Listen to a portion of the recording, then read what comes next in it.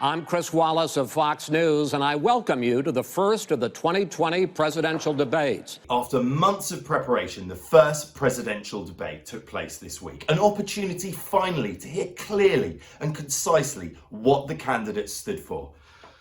Let's see what happened. Why did you decide to do that, to end racial sensitivity training? If you were a certain person, you had no status in life. It was sort of a reversal. What?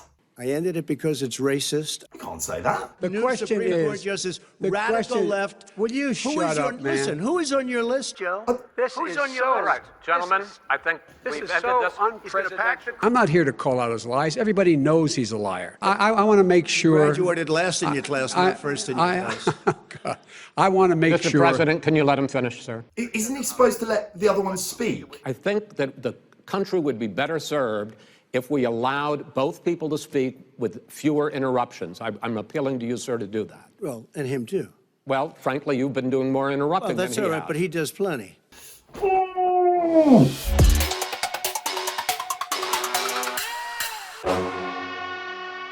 In true 2020 fashion, the debate basically turned into every argument you've ever had on social media. Nobody listening, everybody shouting, and absolutely nothing but waffle like this. All right, November I want to 3rd, move on to another because subject. it's a I want to move political on to another I've got to subject. respond. But wanna those move- states- Gentlemen, Well, at least the debate reflected the country, everybody talking, nobody listening, nothing learned, and basically leaving us all in a hot, anxious mess. Don't let him talk over you. Don't let him talk over you. you get the final word, Mr. Well, it's hard to get any word in with this clown. But hey, at least we got some good memes out of it. You can't triple stamp a double stamp. You can't triple stamp a double stamp, Lloyd. You can't triple stamp a double stamp. Lloyd, you guys, enough. The Radical question, left. Will you shut up, man? Listen, who is on your list, Joe? Who's on your list? Gentlemen, I think This we've is ended so this. He's going to pack the court. We have He's ended. not going to give a list. We have At literally no point at all was there just a baseline of facts upon which they could debate. The only thing I haven't done a good job, and that's because of the fake news.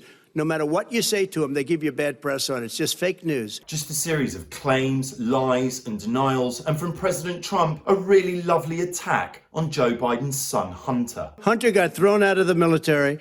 He was thrown out, dishonorably discharged. That's not true. He for wasn't dishonorably cocaine use.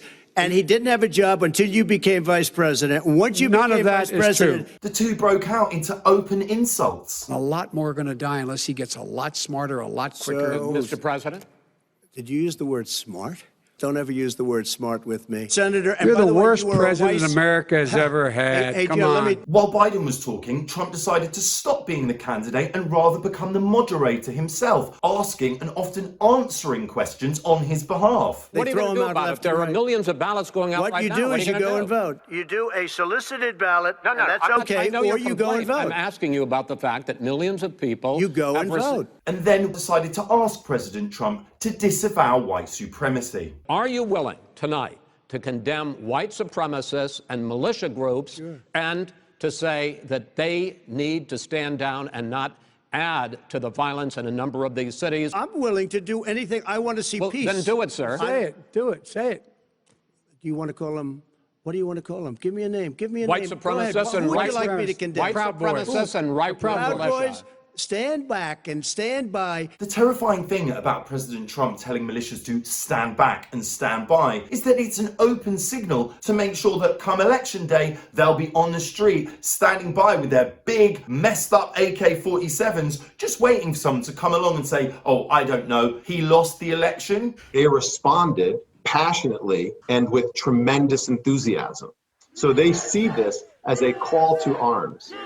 The Proud Boys are a far-right group founded in 2016 that often supports white supremacist ideas and violence. The nature of the debate was so jagged that even the term debate does it absolutely no service at all. Let's be honest, it was an alternative debate full of alternative facts and alternative ideas. Proud Boys, stand back and stand by. Very fine people on both sides. A lot of people died. Proud Boys, stand back and stand by. Everything he's saying so far is simply a lie. We have plenty of time. I don't want to pay tax. He doesn't know how to do that. It's a fact. My son was in Iraq. I don't want to pay tax. And also making sure that each and every person had more anxiety at the end than they did at the beginning. So is it great that Joe called him a clown? No, but when the shoe fits, when the clown shoe fits.